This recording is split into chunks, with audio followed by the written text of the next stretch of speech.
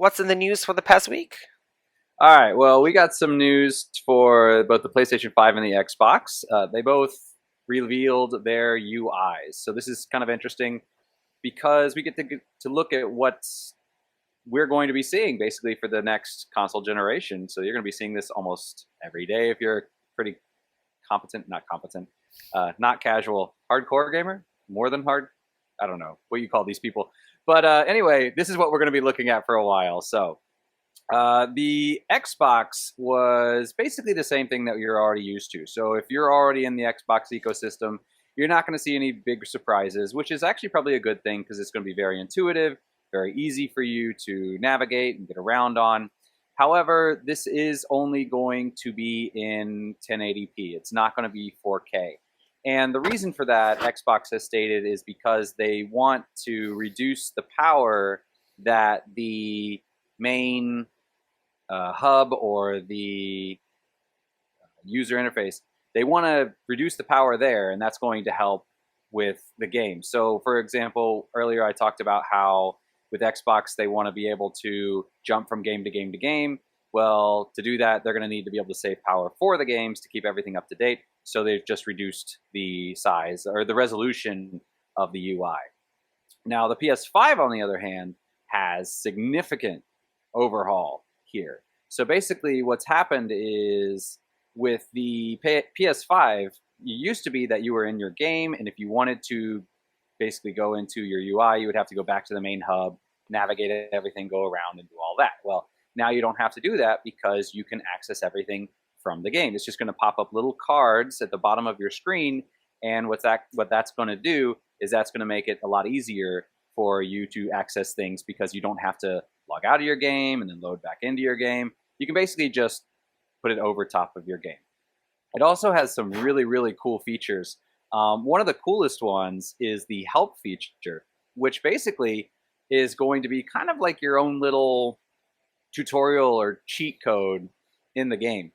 This is up to the developers as to whether they want to add this in or not. But basically what you can do is if you're trying to do something, for example, in the trailer, they showed somebody was playing Little Big Planet and they wanted to unlock a certain outfit for Sackboy.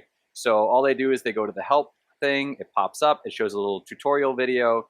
But because it's playing over the game, you can actually run alongside of it and follow the tutorial in real time. So you don't have to watch it and then go back and play it. You know, you don't have to toggle back and forth. So it's kind of like, imagine back in the day, you know, you hold up your phone or something and you're playing and you're looking at your phone and trying to follow what they're doing.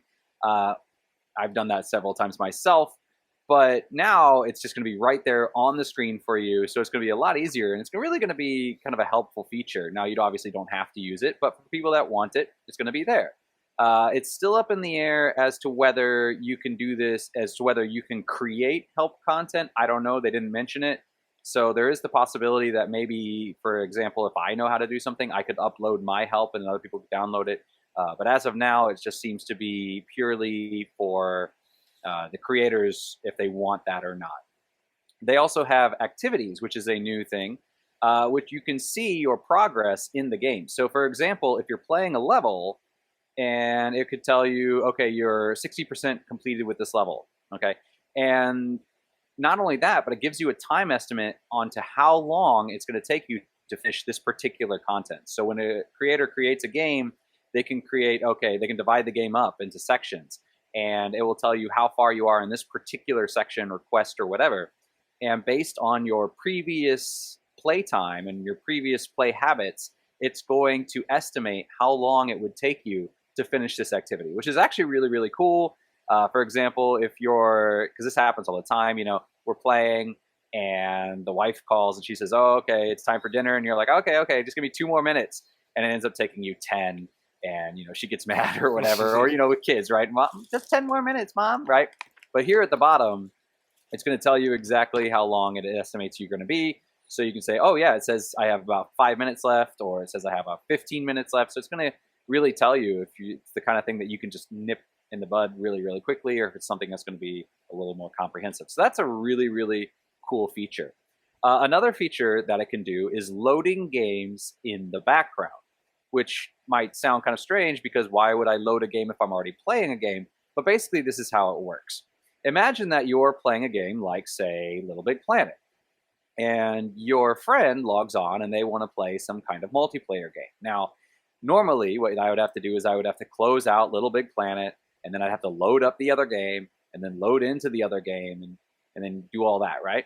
Well, now what you can do is I can just continue playing Little Big Planet while it loads the other game in the background, and when that game is ready to go, I can just pop over directly from Little Big Planet into that game. So basically, you don't have to do that whole logging out, logging in, waiting to go through all the menus. You can just load up the other game in the background, and then when you're ready to go, there you are, and save yourself a lot of time. So that's actually a really, really cool feature.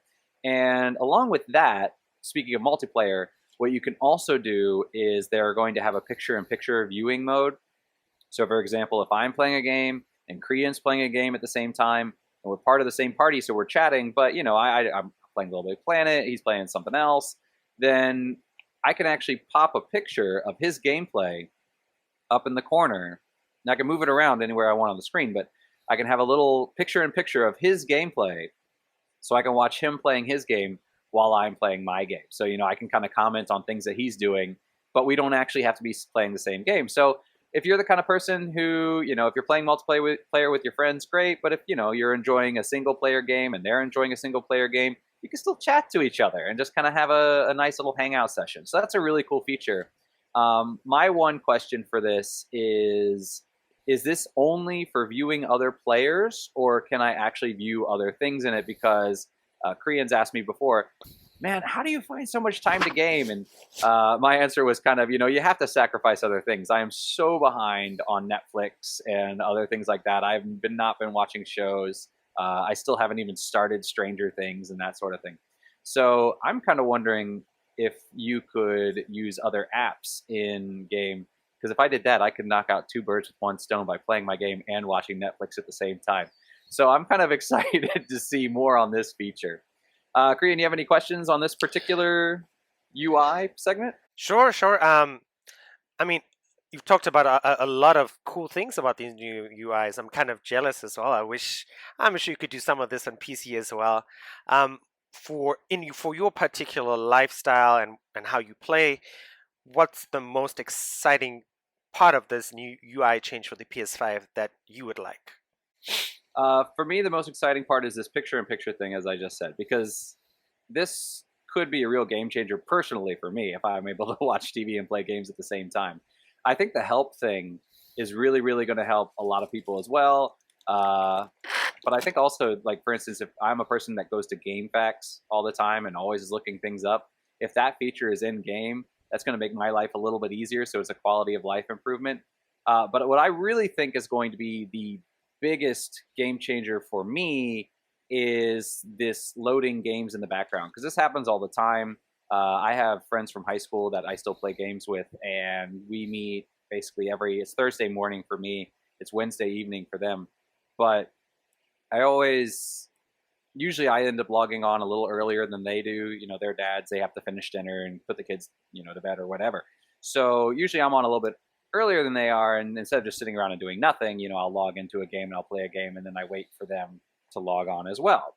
Well, once they do log on, then I have to close my game. I have to open up the next game, go through the whole loading process, sync it up, all that, and then, that could take, depending on the game, could take quite a while. So this ability for me to just continue playing my game and then just pop right over instantly into their game is going to be, for me, a really, really big deal. And the other thing that's really cool is that it can save my current game state. So if, for example, if I'm playing a game and I'm in the middle of a level, I don't have to find a save point, or I don't have to save it. I could just pop over, and then when we're done, I could just pop back to my original game, and it just picks up where I left off. So for me, I think that's going to be the most interesting feature. I also think it's going to be very good for, say, families where you have siblings, and one sibling's playing, and mom calls them or whatever. The other sibling could just pop right over immediately and start playing the game, and then the original person does not lose their progress. So I think that's going to be a really big thing. What would you like to see added in the UI that they haven't mentioned? Ah, that's a very good question. I hadn't really thought about that. If I was going to add anything to the UI, what I would probably do is similar to the picture in picture, but add the ability to see your friends' camera feeds. For instance, if you've seen my streams, there's me in the upper right hand corner. There's a little picture of me. So if you could do something like that, so if I'm playing a multiplayer game with my friends, if I could put like their cameras across the top or something, and we're all playing together and we can see each other's faces. I think that would be really, really useful because, especially if you can hear people talking and you can see their faces and laugh along with them. I think that would be a really cool feature. I totally agree. That would be awesome. I remember seeing movies or like one of those futuristic sci-fi movies where people have that kind of sort of environment, like 8 people across the top and playing games or watching something together. That would be really cool. Yeah, kind of your own little gaming Zoom call in a way.